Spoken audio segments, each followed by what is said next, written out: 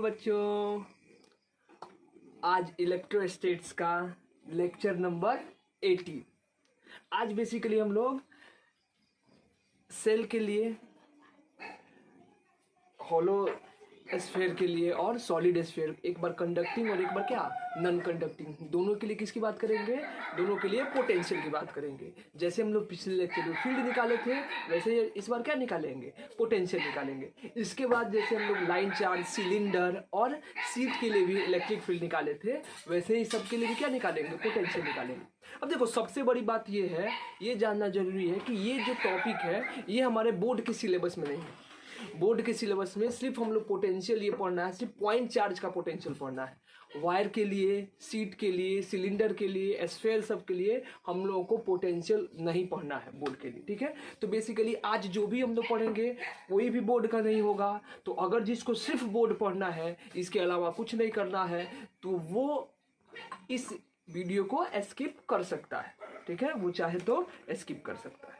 Clear बात? तो सबसे पहले देखो, स्टार्ट करने के लिए हम लोग लाइन चार्ज वगैरह से भी स्टार्ट कर सकते हैं कि इनफाइनाइट वायर है, सिलेंडर है, सीट है, इससे भी हम लोग पोटेंशियल निकालना शुरू कर सकते हैं। लेकिन जो हम लोग पिछले लेक्चर में ये पढ़े थे कि स्फीयर के लिए बेसिकली इलेक्ट्रिक फील्ड क्या होता है, तो हम लोग स्फीयर से लास्ट से स्टार्ट करते हैं, ठीक है। तो चलते हैं हम लोग अपना अगला चैप्टर, अगला टॉपिक। अगला टॉपिक क्या होगा? अगला टॉपिक है electric potential, electric potential due to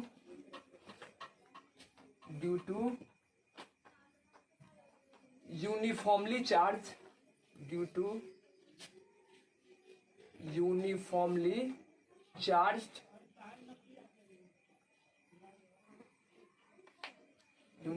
charged hollow sphere. अब देखो यहाँ पे कंडक्टिंग नॉन कंडक्टिंग नहीं लिखे हैं, क्या कि अगर वो हॉलो स्फीयर जो है वो चाहे कंडक्टिंग हो या नॉन कंडक्टिंग हो, हम लोग पिछले क्लास में पढ़ चुके हैं कि conducting solid sphere, conducting hollow sphere और नॉन कंडक्टिंग हॉलो स्फीयर, तीनों के लिए जो इलेक्ट्रिक फील्ड होता है वो क्या होता है? सेम। अंदर जो होता है वो 0 होता है और बाहर कितना होता है? पॉइंट चार्ज की तरह बिहेव करता है, KQ डिवाइडेड बाई R। तो चलिए हम लोग लिखते हैं, ये क्या है कि हमारे पास दिया हुआ है एक हॉलो स्फीयर। अभी हॉलो स्फीयर का बात कर रहे हैं कि चलिए हमारे पास एक हॉलो स्फीयर है। ये हॉलो स्फीयर है जिसका रेडियस हमको दिया हुआ है R। एज्यूम कर लो ये हॉलो स्फीयर का रेडियस है R, और इस हॉलो स्फीयर पे कितना चार्ज? Q जो चार्ज है वो यूनिफॉर्मली इसके सरफेस पे डिस्ट्रीब्यूटेड है। हॉलो स्फीयर के सरफेस पे Q चार्ज यूनिफॉर्मली डिस्ट्रीब्यूटेड है। तो हमको क्या निकालना है? हमको पोटेंशियल कैलकुलेट करना है। एक बार कहाँ? एक बार इस स्फीयर के बाहर और एक बार कहाँ? इस स्फीयर के अंदर। अच्छा ये बताओ, हम लोग कैलकुलेट कैसे करेंगे? कैलकुलेट करने का सबसे इजी वे है कि हमको सबके लिए इलेक्ट्रिक फील्ड का एक्सप्रेशन पता है। हमको निकालना क्या है? पोटेंशियल निकालना है। तो ये बताओ, अगर हमको इलेक्ट्रिक फील्ड दिया है तो वहां से हम लोग पोटेंशियल निकाल सकते हैं। किस फॉर्मूला से? Relation between E and V। पढ़े हैं ना हम लोग कि क्या होता है? dV इक्वल टू क्या होता है? हम लोग पढ़े थे dV बराबर कितना होता है? माइनस E डॉट कितना? dr। यानी कि dV क्या होता है? Minus E dot dr। तो हम लोग क्या लगाएंगे? हम लोग यहाँ पे फॉर्मूला लगाएंगे कि हमको इलेक्ट्रिक फील्ड पता है, किसी भी पॉइंट पे निकालना होगा, बाहर निकालना होगा तो बाहर इलेक्ट्रिक फील्ड का फॉर्मूला रखेंगे और उससे क्या निकाल देंगे? उससे हम लोग dV निकाल देंगे। अगर हमको अंदर किसी पॉइंट पे निकालना होगा तो अंदर किसी पॉइंट पे इलेक्ट्रिक फील्ड का वैल्यू रखेंगे और क्या निकाल लेंगे? dV कैलकुलेट कर लेंगे। क्लियर बात? आगे बढ़े, यहाँ तक इजी है, एकदम सिंपल मेथड है निकालने का। चलिए हम लोग आगे बढ़ते हैं। तो सबसे पहले क्या लिखेंगे हम लोग? केस 1 लिखो। केस 1 क्या लेते हैं? आउटसाइड। चलो आउटसाइड से निकालने आते हैं। आउटसाइड द स्फीयर, स्फीयर के बाहर, आउटसाइड द स्फीयर। मान लो यहाँ पे आउटसाइड द स्फीयर एक पॉइंट है P, ऐसे कोई general point outside the sphere, यहां से थोड़े डिस्टेंस पे एक पॉइंट है P, वहां पे इलेक्ट्रिक फील्ड कितना दिया हुआ है? E। हमको क्या करना है? हमको वहां पे पोटेंशियल निकालना है। तो एज्यूम कर लो यहाँ पे पोटेंशियल कितना है? V। एज्यूम कर लो कि इस पॉइंट पी पे, देखो अगर बेसिकली बोर्ड में आता है तो इसको हम लोग लैंग्वेज में लिखते हैं कि यहाँ पे एज्यूम करते हैं कि इलेक्ट्रिक फील्ड ई है और पोटेंशियल क्या है, वी है। अब दोनों का रिलेशन निकाल करके ई हमको पता है तो क्या निकाल सकते हैं, वी निकाल सकते हैं। तो क्या लिखेंगे आउटसाइड द स्फीयर, हम क्या लिखेंगे, we know that electric field चाहे लेटेस्ट एज्यूम दैट लिख लो, latest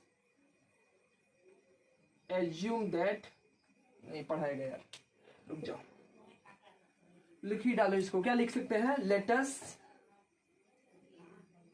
assume that electric field at point P is E and potential, electric vector quantity ऐसे लिखो, एंड पोटेंशियल इज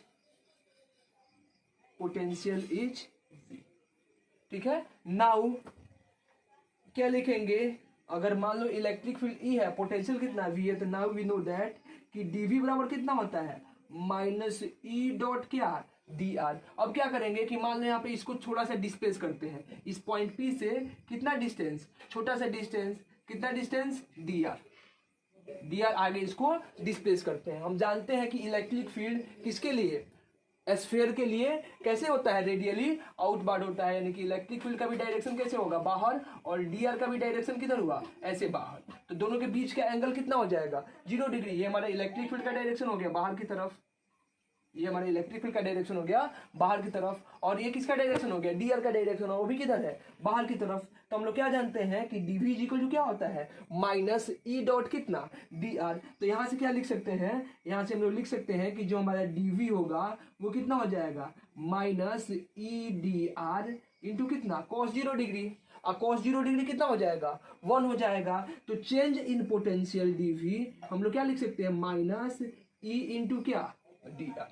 ई का वैल्यू हमको पता है इस पॉइंट पे, अरे हॉलो स्फीयर के बाहर किसी पॉइंट पे, स्फीयर के बाहर किसी पॉइंट पे जो इलेक्ट्रिक फील्ड होता है वो कितना होता है, k/r²। तो क्या लिख सकते हैं, यहां से हमारा क्या बन जाएगा, तो यहां से हमारा जो dv है वो dv कितना बन जाएगा, माइनस ई का वैल्यू कितना हो गया, KQ डिवाइडेड बाई क्या, r² इंटू क्या लिख सकते हैं, dr। इंटीग्रेट कर दो, कहां से कहां तक, कहां से कहां तक इंटीग्रेट करेंगे, इनिशियली कहां से कहां तक, इनिशियली कहां पे रखा हुआ है, एज्यूम कर लो इन्फिनिटी पे रखा हुआ है। ये जो हमारा पॉइंट था, डिस्टेंस बढ़ के कहां पे पहुंच गया, इन्फिनिटी पे, इन्फिनिटी से लेके आ रहे हैं, तो वहां पे इन्फिनिटी पे पोटेंशियल कितना होता है, 0। याद है ना, हम लोग रेफरेंस पॉइंट, कोई जरूरी नहीं है कि इन्फिनिटी से लेंगे, हम लोग कहां से लेके आते हैं, रेफरेंस पॉइंट से लेके आते हैं। तो रेफरेंस पॉइंट पे जो हमारा पोटेंशियल होगा वो कितना होगा, 0। हम मान लेंगे इन्फिनिटी है, तो इन्फिनिटी जब डिस्टेंस इनफाइनाइट डिस्टेंस होगा तो पोटेंशियल कितना मान ले, 0। अब मान लो यहाँ पे कितना है, ये कितना डिस्टेंस है, ये r डिस्टेंस है, तो r डिस्टेंस पे पोटेंशियल कितना हो गया, v हो गया। अब क्या हो जाएगा, dv का इंटीग्रेशन कितना हो जाएगा, v कहां से कहां तक, लोअर लिमिट कितना 0, अपर लिमिट कितना v is equal to minus KQ बाहर आ जाएगा, इंटीग्रेशन अब कितना, -1/r² इंटू क्या हो गया, dr। इन्फिनिटी से लेके कहां तक, r तक, अरे माइनस बाहर निकालने वाले।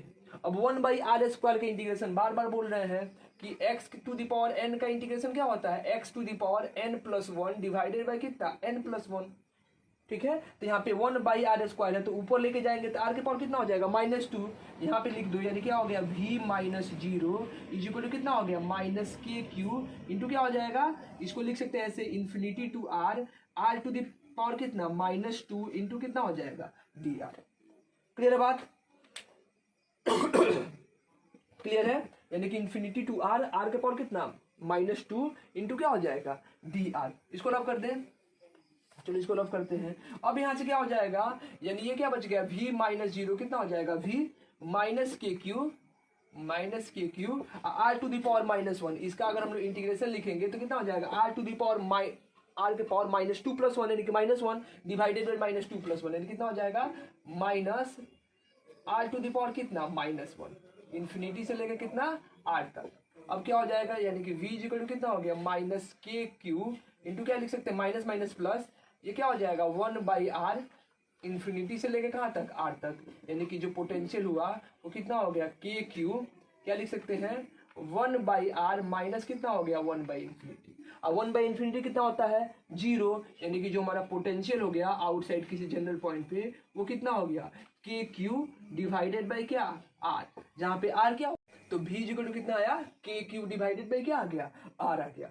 यानी कि ये बताओ ये किसकी तरह फिर बिहेव कर रहा है, ये भी एक पॉइंट चार्ज की तरह बिहेव कर रहा है। हम लोग पॉइंट चार्ज के लिए किसी आर डिस्टेंस पे अगर पोटेंशियल लिखते हैं तो v इक्वल टू कितना लिखते हैं के क्यू डिवाइडेड बाई क्या लिखते हैं आर लिखते हैं। तो जैसे हम लोग फील्ड की तरह फील्ड के लिए देखे थे कि आउटसाइड के किसी पॉइंट पे इलेक्ट्रिक फील्ड जो होता है किसके लिए हॉलो स्फीयर के लिए वो क्या होता है K Q by R square होता है, वैसे ही क्या होगा कि हमारे पास हॉलो स्फीयर के लिए उसके बाहर किसी पॉइंट पे जो इलेक्ट्रिक पोटेंशियल होगा वो कितना होगा के क्यू बाई आर होगा। किसकी तरह बिहेव करेगा, यानी कि बाहर के पॉइंट के लिए इस स्फीयर को हम लोग कैसा बिहेव मान सकते हैं, स्फीयर को पॉइंट चार्ज की तरह कंसीडर कर सकते हैं। क्लियर है बात। तो ये हम लोग कहाँ निकाले सिर्फ आउटसाइड, अब हमको कहाँ निकालना है इनसाइड, इनसाइड निकालेंगे। तो चलिए निकालिए इनसाइड कैसे निकालेंगे, लिखो जल्दी इतना हो गया बेटा दे। चलो अब क्या होगा, अब के सेकंड लेते हैं हम लोग,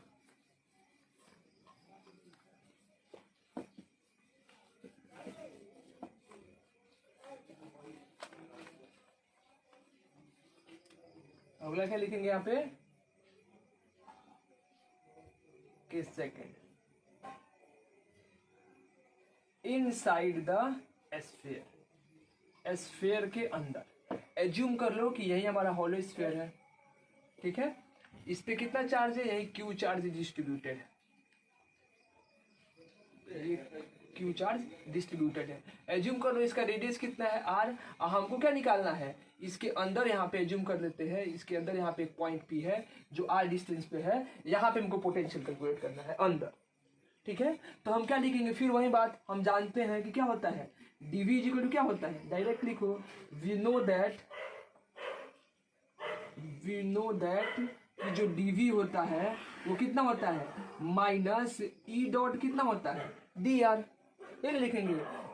या फिर क्या लिखो यहाँ पे क्या लिख सकते dv इक्वल टू कितना हो गया minus E D R into कितना हो जाएगा कोस थीटा, और थीटा क्या हो जाएगा एंगल बिटवीन क्या हो गया ई एंड डी आर। अभी रहने दो। अब ये बताओ इसको कहाँ से कहाँ तक इंटीग्रेट करेंगे, इसको इंटीग्रेट करेंगे तो आंसर आएगा हमारे पास। अब चलो हम इसको इंटीग्रेट करते हैं, कहाँ से कहाँ तक इंटीग्रेट करेंगे, रेफरेंस पॉइंट से लेके कहाँ तक, यहाँ तक। अगर मान लो हमको जीरो लिखना है तो इन्फिनिटी से लेकर यहाँ तक, इन्फिनिटी पर जीरो मान ले, इन्फिनिटी से लेकर वी तक, यानी इन्फिनिटी से लेकर सॉरी जीरो से लेकर इसको वी तक इंटीग्रेट कर सकते हैं, और इसको इन्फिनिटी से लेकर क्या हो जाएगा स्मॉल आर तक। क्या ऐसा लिखना सही होगा, देखो बाबू ऐसा हम लोग इसको नहीं लिख सकते हैं, ऐसा लिखना गलत है। देखो अभी तुम लोग बेसिकली जो लोग अभी 12th में आए हैं उसको ये पता नहीं चलेगा, क्योंकि हम लोग मैथमेटिकल टूल में इंटीग्रेशन डिफरेंशिएशन पढ़ते हैं लेकिन इतना डीप में जा करके नहीं पढ़ते हैं, ठीक है। एक कंडीशन होता है कि कोई भी फंक्शन तभी डिफरेंशिएबल होता है या तभी वो इंटीग्रल मतलब उसको इंटीग्रेट कर सकते हैं जब वो फंक्शन कंटिन्यूअस हो। अगर फंक्शन कंटिन्यूअस होगा, ध्यान समझना बात को, ये तुम लोग पढ़ोगे कंटिन्यूटी एंड डिफरेंशिएबिलिटी पढ़ोगे तो उसमें पढ़ना होगा तुमको कि कोई भी फंक्शन को हम डिफरेंशिएट और इंटीग्रेट तभी कर सकते हैं जब वो फंक्शन क्या होना चाहिए कंटिन्यूअस होना चाहिए। नहीं तो हम लोग एक क्या करते हैं, एक लिमिट के अंदर क्या करते हैं, लिमिट के अंदर इंटीग्रेट करते हैं या लिमिट के अंदर डिफरेंशिएट करते हैं। ऐसा पॉइंट पे जहां पे वो डिसकंटिन्यूअस होता है वहां पे उसको इंटीग्रेट या डिफरेंशिएट नहीं कर सकते। अब आप लोगों को इसका ग्राफ याद होगा, किसके लिए, हॉलो स्फीयर के लिए इलेक्ट्रिक फील्ड और पोजीशन के बीच का जो हम लोग ग्राफ लिखते थे, ड्रॉ करते थे, वो कैसे ग्राफ था, शुरू में क्या था जीरो, अचानक ये बढ़ा और इसके बाद क्या हो जाता था ऐसे आता था।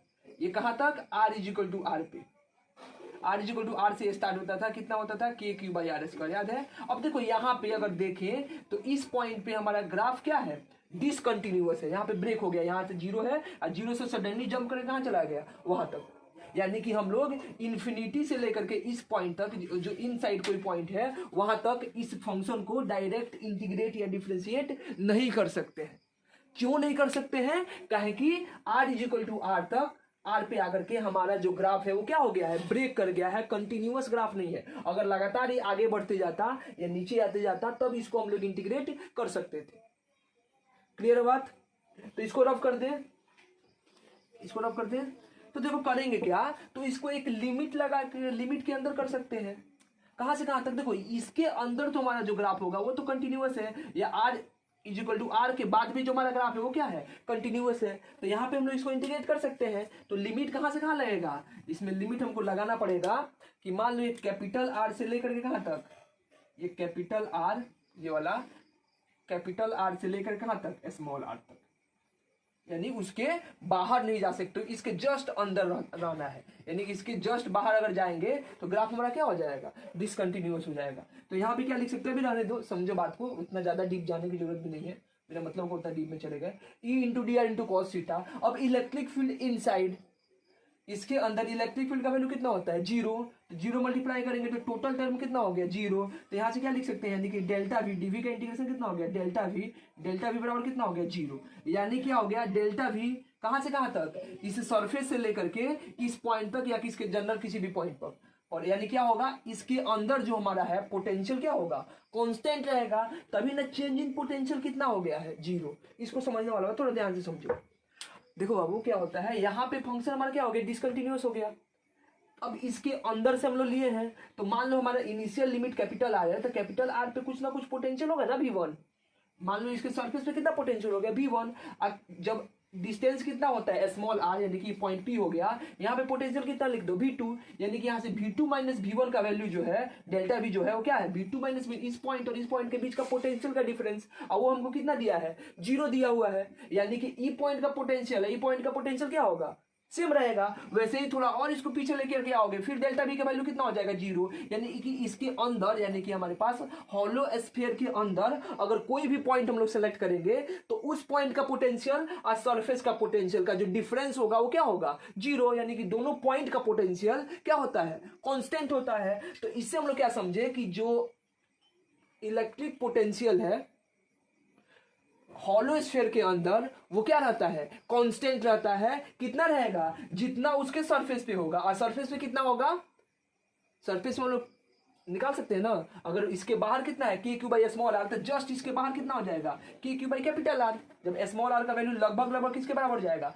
कैपिटल आर के बराबर। यानी कि इसके सरफेस पे कितना होगा, K Q by capital R, और उतना ही पोटेंशियल क्या होगा through out the hollow sphere. यानी कि यहाँ से डेल्टा वी का वैल्यू जीरो लिख दिए। इसका मतलब क्या हो जाएगा कि v इज इक्वल टू क्या हो गया, कांस्टेंट इनसाइड v क्या हो जाएगा, कांस्टेंट। अब पोटेंशियल का वैल्यू कितना हो गया, अब v कितना होगा इनसाइड द, v इनसाइड कितना हो जाएगा, जितना उसके सरफेस पे, सरफेस पे कितना होता है, के क्यू डिवाइडेड बाई कितना होता है, कैपिटल आर। यानी इसको क्या लिख सकते हैं, के क्यू डिवाइडेड बाई क्या, कैपिटल आर। अच्छा, इस टर्म को थोड़ा सा हम लोग काइनेमेटिक्स से समझते हैं, और समझना बात को थोड़ा सा फील आएगा, समझ में आएगा कि एक्चुअली ये हो ऐसा क्यों रहा है। अच्छा ये बताओ, हम लोग dv इक्वल टू कितना होता है, E डॉट डी आर। तो यहाँ से क्या लिख सकते हैं, थोड़ा सा समझने वाला बात है, इतना तक आकर के खत्म हो गया, अब थोड़ा सा फील लेते हैं। ये बताओ यहाँ से इलेक्ट्रिक फील्ड को क्या लिख सकते हैं, E इक्वल टू कितना हो जाएगा, dv बाई कितना हो जाएगा, डी आर। लिख सकते हैं कि नहीं, ठीक है। अब डी बाई डी आर को क्या पढ़ते हैं, याद है, डी बाई डी आर क्या होता है, या डी बाई डी डिफरेंशिएशन का मतलब क्या होता है, रेट ऑफ चेंज। यहां पे क्या होगा, डी बाई डी आर का मतलब क्या होगा, रेट ऑफ चेंज ऑफ क्या, पोटेंशियल विथ रिस्पेक्ट टू क्या, पोजीशन। इलेक्ट्रिक फील्ड क्या होता है, rate of change of potential with respect to position. यानी कि इलेक्ट्रिक फील्ड क्या बताएगा कि हमारा पोटेंशियल किस रेट से चेंज हो रहा है, पोटेंशियल के चेंज होने का रेट क्या है। अगर मान लो कि पोटेंशियल के चेंज होने का रेट जीरो है, इलेक्ट्रिक फील्ड जीरो है, इसका मतलब पोटेंशियल के चेंज होने का रेट क्या है, जीरो। इसका मतलब क्या हुआ कि पोटेंशियल क्या है, कांस्टेंट है। इसका मतलब क्या हुआ कि हमारा जो पोटेंशियल होगा अंदर इलेक्ट्रिक फील्ड जीरो, मतलब पोटेंशियल क्या, कांस्टेंट। थोड़ा सा फील ले लो, एक्सीलरेशन से देख, तो एक्सीलरेशन का फॉर्मूला क्या होता है, डीवी बाई डी टी, पढ़े हम लोग।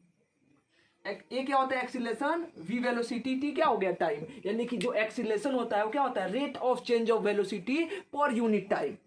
अगर मान लो हमारा एक्सीलरेशन का वैल्यू 2 मीटर पर सेकेंड स्क्वायर है। इसका मतलब क्या होता था कि हर एक सेकेंड में जो हमारा वेलोसिटी है वो कितना से इंक्रीज कर जाएगा, 2 मीटर पर सेकेंड से इंक्रीज कर जाएगा। अगर मान लो कि हमारा एक्सीलरेशन 0 है, इसका मतलब हमारा वेलोसिटी क्या होगा, वेलोसिटी के चेंज होने का रेट कांस्टेंट रहेगा। अगर वेलोसिटी के चेंज होने का रेट कांस्टेंट है तो हमारा वेलोसिटी क्या है, कांस्टेंट है। एक्सीलरेशन क्या होगा, 0 होगा। एज इट इज लिख सकते हैं, अगर हमारा इलेक्ट्रिक फील्ड 0 है, इसका मतलब क्या होगा कि पोजीशन इसका मतलब क्या हुआ कि हमारे पोटेंशियल का चेंज होने का रेट क्या है, कांस्टेंट है। हमारा पोटेंशियल के चेंज होने का रेट 0 है, तो हमारा पोटेंशियल क्या है, कांस्टेंट है। इलेक्ट्रिक फील्ड 0 मतलब पोटेंशियल के चेंज होने का रेट क्या, 0। इसका मतलब पोटेंशियल क्या, कांस्टेंट है। क्लियर बात। तो ये याद रखो कि हॉलो स्फीयर के अंदर इलेक्ट्रिक पोटेंशियल क्या होता है, कांस्टेंट होता है। कितना होता है, के क्यू बाई आर। जितना उसके सरफेस पे होता है उतना ही उसके इनसाइड किसी भी पॉइंट पे होता है। हमेशा कितना होगा, के क्यू बाई आर। और आर क्या है, R is the radius of sphere. बाहर कितना होता है, K Q by small R. और स्मॉल आर क्या होता है, इसके सेंटर से उस पॉइंट का डिस्टेंस, यानी किसकी तरह बिहेव करता है, एक पॉइंट चार्ज की तरह बिहेव करता है। क्लियर बात, इतना समझ में आया। अब देखो ये जो सेम फॉर्मूला है वो किसके लिए वैलिड होगा, electric potential due to uniformly charge non conducting. यहां पे लिख लो, नॉन कंडक्टिंग के लिए वैलिड है। नॉन कंडक्टिंग हॉलो स्फीयर किसके लिए वैलिड होगा, कंडक्टिंग हॉलो स्फीयर। और किसके लिए वैलिड होगा, कंडक्टिंग सॉलिड स्फीयर। जैसे हम लोग पढ़े थे, क्योंकि सबके लिए इलेक्ट्रिक फील्ड अंदर क्या होता है, 0। और बाहर कितना होता है, बाहर कितना होता है, पॉइंट चार्ज की तरह बिहेव करता है, K Q by R square. Clear बात। जैसे हम लोग पिछले लेक्चर में पढ़े थे, अभी हम लोग क्या पढ़े, नॉन कंडक्टिंग हॉलो स्फीयर पढ़े हैं। अब हम लोग क्या पढ़ेंगे, अब नॉन कंडक्टिंग सॉलिड स्फीयर पढ़ेंगे। तो चलिए हम लोग पढ़ते हैं।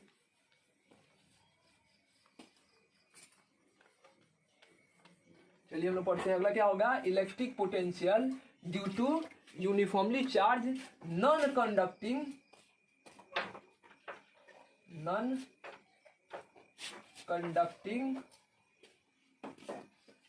Solid sphere.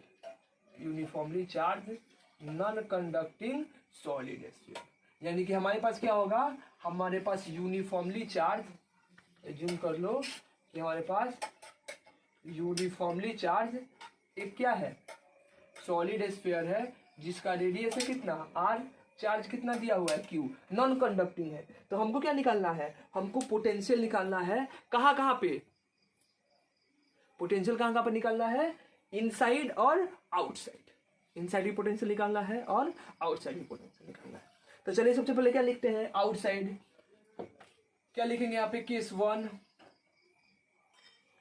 क्या लिखेंगे, आउटसाइड द स्फीयर, मतलब स्फीयर के बाहर।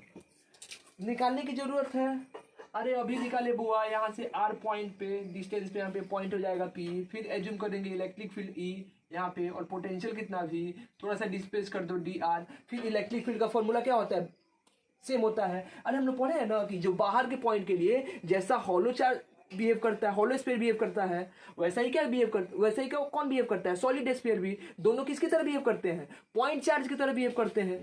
तो इसके लिए फिर पोटेंशियल निकालने की जरूरत नहीं है। तो हम लोग डायरेक्ट क्या लिख सकते हैं कि जो पोटेंशियल हो जाएगा आउटसाइड, वो क्या हो जाएगा, के क्यू बाई आर। अब प्रूफ कैसे होगा, जैसे हम लोग एज इट इज पढ़े हैं अभी हॉलो स्फीयर के लिए, वैसे ही क्या हो जाएगा, सॉलिड स्फीयर के लिए। कुछ करना ही नहीं है, फिर दोबारा उसी को लिखे, कोई मतलब नहीं है इसका।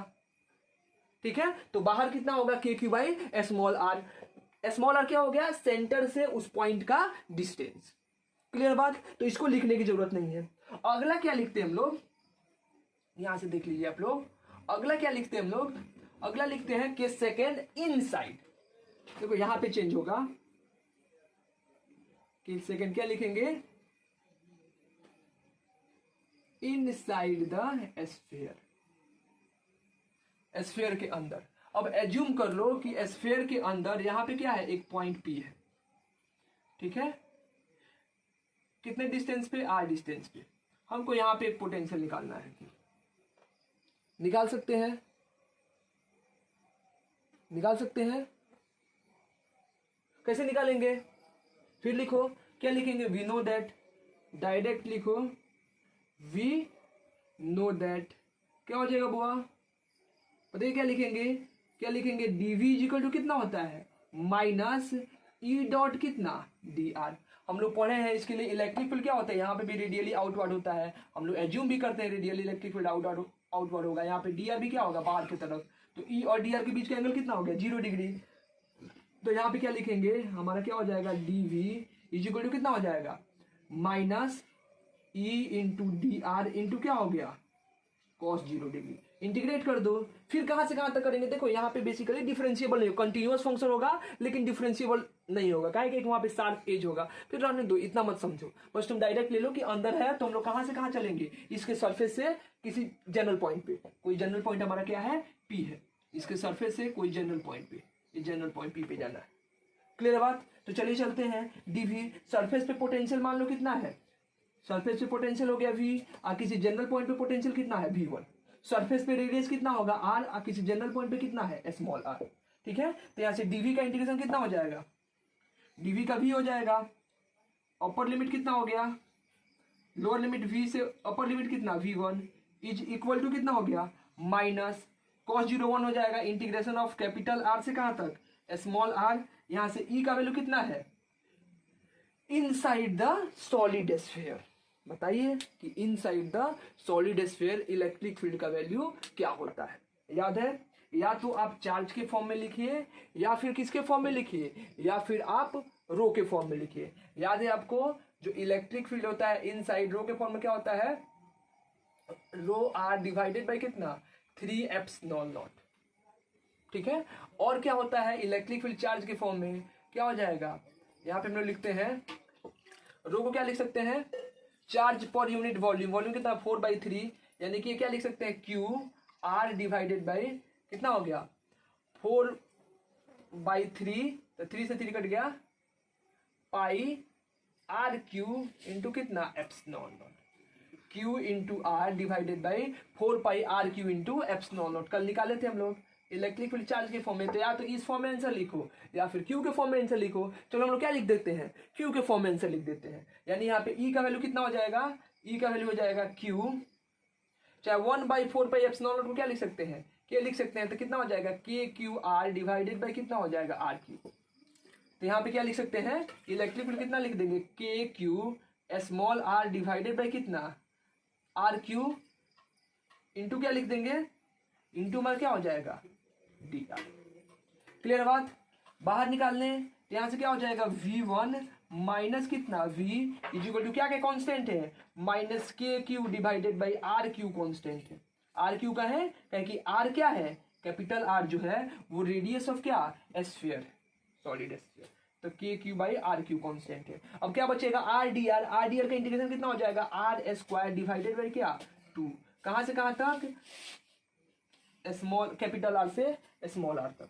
यहां से v1 v क्या है पोटेंशियल है कहां पे इसके स्फीयर का, स्फीयर का पोटेंशियल हमको पता है, स्फीयर के जो सरफेस पे पोटेंशियल होगा वो कितना हो जाएगा इसके जस्ट यहाँ पे आउटसाइड ले लेना, यानी कि स्मॉल आर का वैल्यू किसके बराबर हो जाएगा लगभग कैपिटल आर के, तो सरफेस पे पोटेंशियल कितना लिख सकते हैं के क्यू डिवाइडेड बाई कितना कैपिटल आर, तो यहाँ पे डायरेक्ट कितना लिख दो माइनस v1 इंटू क्या हो जाएगा के क्यू डिवाइडेड बाई क्या कैपिटल आर।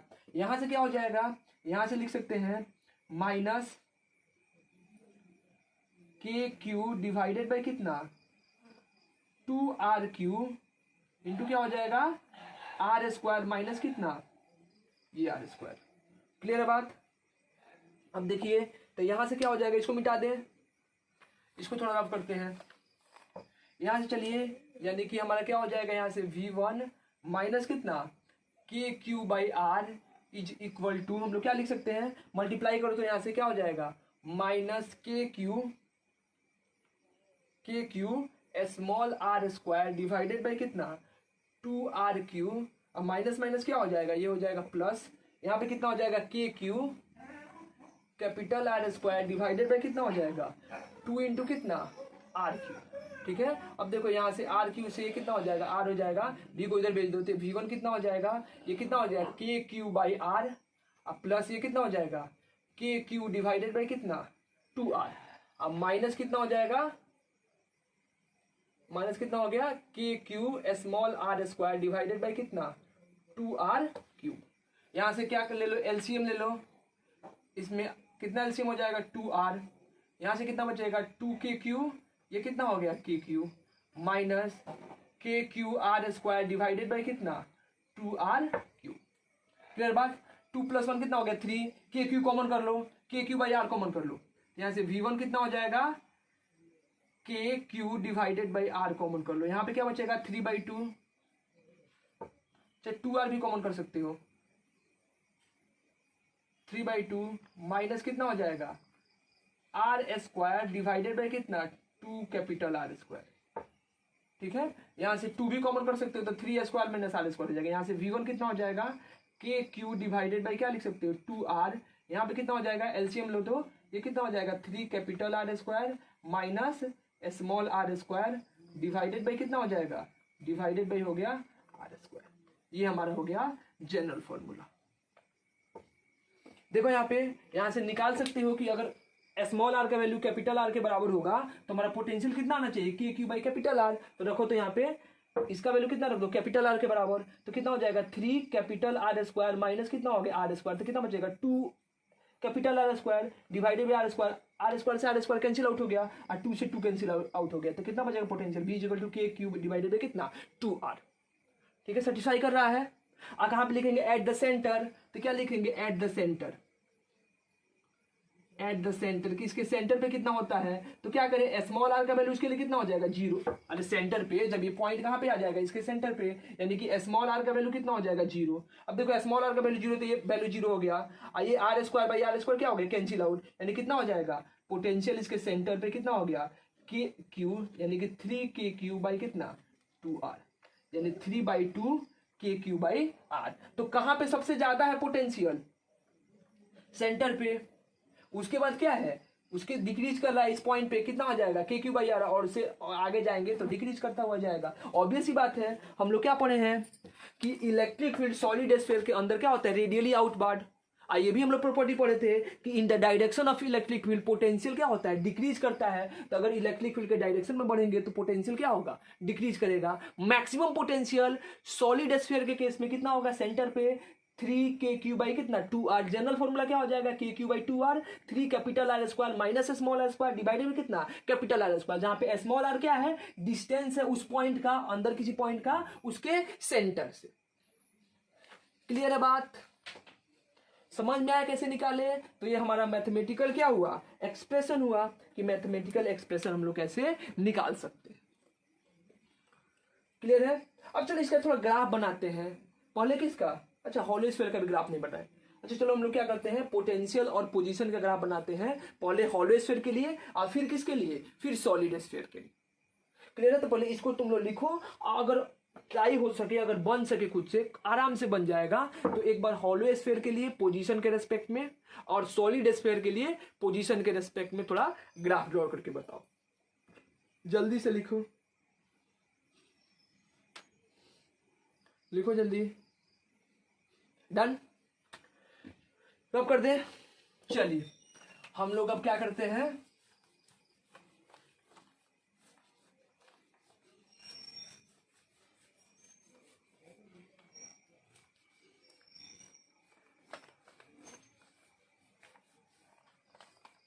हम लोग क्या लिखते हैं हॉलो स्फीयर के लिए थोड़ा ग्राफ लिखते हैं। पहले क्या होगा फॉर हॉलो स्फीयर, इधर क्या है एज्यूम कर लो, इधर हमारा पोटेंशियल और इधर क्या है पोजीशन। पोटेंशियल वर्सेस पोजीशन का ग्राफ ड्रॉ करते हैं किसके लिए हॉलो स्फीयर के लिए। क्लियर है। अच्छी बताओ हॉलो स्फीयर के अंदर इलेक्ट्रिक फील्ड क्या होता है, सॉरी इलेक्ट्रिक पोटेंशियल क्या होता है, अभी पढ़े हैं कांस्टेंट होता है। कितना होता है KQ/R, कहां तक उसके सरफेस तक, यानी कि स्मॉल r का वैल्यू किसके बराबर कैपिटल R के बराबर। यहां तक जो पोटेंशियल होगा वो क्या होगा कांस्टेंट होगा। और कितना होगा ये कांस्टेंट लाइन कितना होगा KQ डिवाइडेड बाई कितना कैपिटल R। इसके बाद जो हमारा पोटेंशियल होता है वो क्या होता है 1/r के प्रोपोर्शनल, यानी इसके बाद क्या होगा इसके बाद हमारा चेंज होना शुरू करेगा, यानी इसके बाद E जो है वो किसके प्रोपोर्शनल हो जाएगा 1/r। तो ये किसके लिए ग्राफ हुआ, ये हॉलो स्फीयर के लिए पोटेंशियल और पोजीशन के बीच का ग्राफ हुआ। क्लियर है बात, क्लियर है, ड्रॉ कर सकते हैं। अगला क्या लिखें, अगला क्या होगा हमारे लिए कि अगर मान लो सॉलिड स्फीयर, ये सॉलिड स्फीयर, ठीक है। सॉलिड स्फीयर में फिर क्या होगा, किसके किसके बीच का ग्राफ ड्रॉ करना है, इधर मान लो पोजीशन हो गया और इधर क्या हो जाएगा, इधर हमारा डिस्टेंस आर हो गया, आर और पोजीशन के बीच का ग्राफ ड्रॉ करना है। तो ये बताओ, याद करो कि मैक्सिमम कहाँ पे होता है, मैक्सिमम होता है उसके सेंटर पे। जब आर का वैल्यू कितना होगा, जब आर का वैल्यू हो जाएगा 0, कितना हो जाएगा 3/2 KQ/R। इसके बाद क्या होगा, इसके बाद पोटेंशियल डिक्रीज करेगा कहाँ तक, R = R तक, और इसके बाद क्या हो जाएगा 1/R के प्रोपोर्शनल में जाएगा ऐसे। तो जो ग्राफ बनता है ऐसे, किसके किसके बीच का, सॉलिड स्फीयर, अरे यार क्या लिख रहे हैं, सॉलिड स्फीयर और पोजीशन के बीच का जो ग्राफ बनता है वो ऐसे बनता है। इनसाइड ये हो गया, आउटसाइड ये हो गया, V और R के बीच का ग्राफ। क्लियर है बात, क्लियर है, हो गया। चलो इसका जो क्वेश्चन होगा ना, वो क्वेश्चन एक साथ करते हैं, मजा नहीं आएगा। अब एक क्वेश्चन कराया है फिर छोड़ दे, रहने दे, तो थोड़ा सा 3-4 क्वेश्चन जो इस पे होगा बेस्ट क्वेश्चन है, थोड़ा एक बार आईआईटी क्वेश्चन आया हुआ है, ठीक, कॉम्प्रिहेंसिव टाइप भी है, तो करते हैं अगले के नेक्स्ट लेक्चर में। नेक्स्ट लेक्चर में हम लोग क्या करेंगे, हम लोग लाइन चार्ज के लिए, हॉलो सिलेंडर के लिए, बेसिकली सिलेंडर के लिए, और किसके लिए, सीट के लिए, इनफाइनाइट सीट के लिए, फिर पोटेंशियल कैलकुलेट करना सीखेंगे। सेम वे है, अगर आप चाहो तो खुद से कैलकुलेट कर सकते हो, ठीक है। अगर फिर भी कोई नहीं हो रहा है तो कोई बात नहीं, हम लोग अगले लेक्चर में फिर पोटेंशियल निकालना सीखेंगे 3 चीज़ों के लिए। लाइन चार्ज के लिए कि लॉन्ग इनफाइनाइट चार्ज है, उसके लिए फिर पोटेंशियल कैसे लिखा जाएगा, सीट है, सीट के लिए पोटेंशियल कैसे लिखेंगे, और हमारे पास सिलेंडर होगा तो सिलेंडर के लिए पोटेंशियल कैसे लिखेंगे, ठीक है। उस पर बेस्ट कुछ क्वेश्चन करेंगे। उसके बाद हम लोग थोड़ा देखेंगे कि ये हॉलो स्फीयर के लिए पोटेंशियल का क्वेश्चन कैसे आएगा, या अगर मान लो ये स्फीयर कंसेंट्रिक 2-4 सेल के फॉर्म में हो जाए, एक के अंदर एक सेल है, इस पे SCB का बहुत सारा क्वेश्चन है, ठीक है, एग्जाम्पल में भी, तो उसका 1-2 क्वेश्चन करवाएंगे, ठीक है। आज के लिए रहने दो, आज के लिए इतना ही, फिर लंबा लेक्चर हो जाएगा, लेंदी हो जाएगा थोड़ा बहुत। आज के लिए इतना ही, क्वेश्चन करते रहो, अच्छे से क्वेश्चन ट्राई करो, पूरा का पूरा क्वेश्चन बनेगा, असाइनमेंट का सारा क्वेश्चन बनेगा, पूरा का पूरा असाइनमेंट का क्वेश्चन करो, SCB का क्वेश्शन करो, जल्दी से क्वेश्चन करो। उसके बाद हम लोग प्रीवियस ईयर IIT और नीट का क्वेश्चन लगाएंगे, ठीक है। तब तक चलिए पढ़ाई करते रहिए। All the very best, bye.